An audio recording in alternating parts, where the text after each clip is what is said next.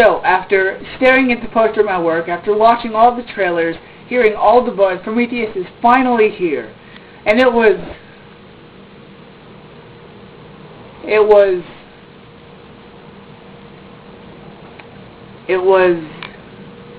So, Prometheus is directed by Ridley Scott, the man who directed the original Alien movie as well as Blade Runner. And this movie stars Noomi Rapace, Michael Fassbender, Charlize Theron, and Idris Elba, with Logan Marshall Green and Guy Pearce. Now, the basic plot of the movie is about Elizabeth Shaw, played by Noomi Rapace, and Charlie Holloway, played by Logan Marshall Green. And they're boyfriend and girlfriend, and they find these similar paintings in caves, different time periods apart, all representing the same type of thing. So they pretty much go on a hunch, and they do these calculations and algorithms and whatnot. And they find a location in outer space where this planet lies. So they figured, hey, let's go to the planet, and since these people are all explaining their origins in these paintings, if we go to this planet, we'll be able to find out where human beings come from. So Charlie and Elizabeth travel to this planet along with the crew of the ship Prometheus. And shortly after they arrive on this planet, not only do they find the answers they were looking for, but they find a lot more than that. And disaster strikes and all hell breaks loose. You know, the saying is, curiosity killed the cat. Well, it seems like in all these alien movies, curiosity kills the ship full of people. As far as the acting goes, I've got to say, Noomi Rapace and Michael Fassbender did the best jobs.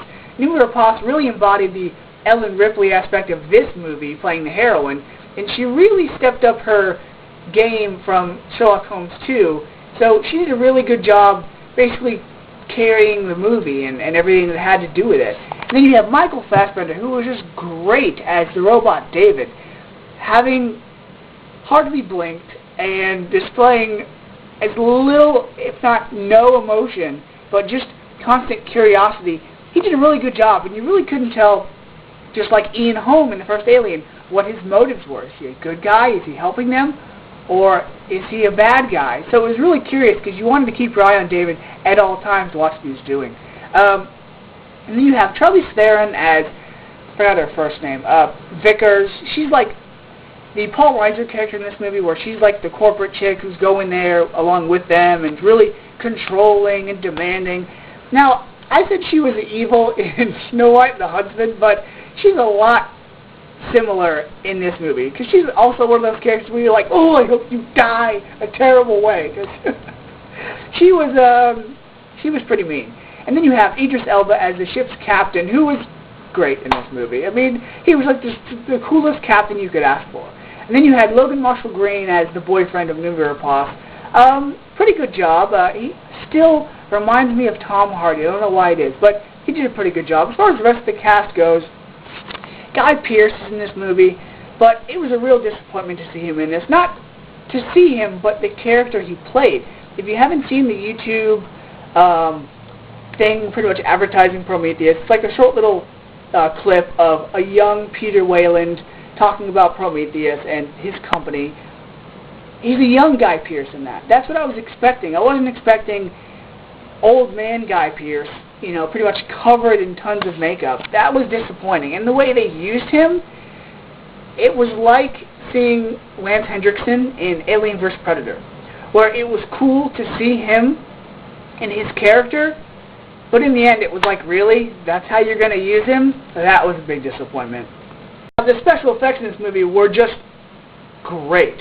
I didn't see this movie in 3D, but now I wish I had, because all the visuals and all the lights and the colors and all the computer stuff and technology would have looked pretty darn good in 3D. So I'm going to go back and check it out in 3D.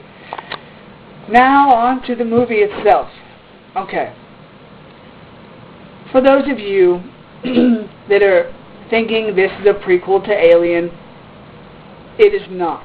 It takes place before the movie Alien, but you cannot watch Prometheus and then jump right into Alien.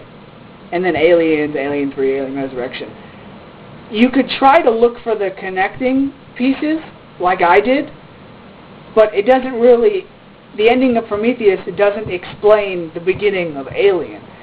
Now, I went into it with the mindset of, oh, it's a prequel to Alien, it's the prequel to Alien, it's the prequel to Alien, so I was looking for all the similarities. Now, there is a pretty cool scene at the end of the movie, but like I said, they're at least a sequel or two away from coming to the point of Alien, because I think the planets are different.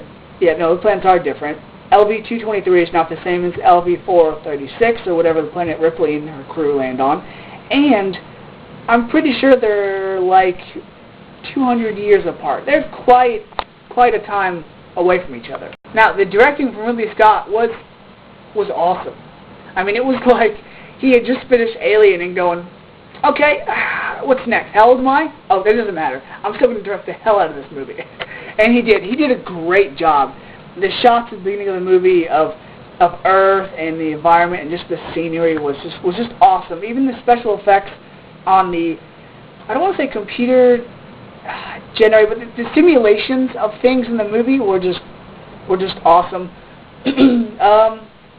The overall tone of the movie was pretty much captured from the beginning of it. You're just like, ooh, so I'm not in store for a happy-go-lucky movie. And this movie was. Now, I do have questions about the movie regarding things in the story, so I'm going to post them in the description box. If you have not seen Prometheus, don't read them. And people are probably going to comment some answers to these questions, so make sure you don't look at the comments either. So, Prometheus. I went into this movie really hyped and really excited, but I don't want to say we got another Alien movie, but we got things that we have seen before in sci-fi movies.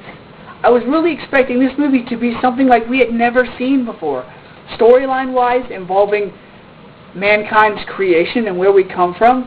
That was new, and that was different. But the rest of it, to me, just felt like...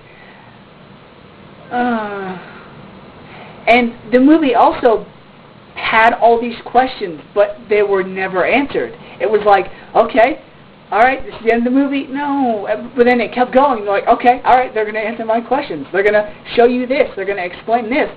And then the movie ends, and you're like, now I can't wait for a sequel. And maybe that was the point of this movie, to say, hey, I'm going to start a whole new trilogy leading up to Alien. If that's the case, that's going to be pretty cool. But this movie as a whole, from a rating of a 1 to a 5, actually, I'm going to give it 3.5, maybe a 4 at the most. It's not a masterpiece, but it's a pretty cool sci-fi movie, and it's different. So, till next time, guys, see ya.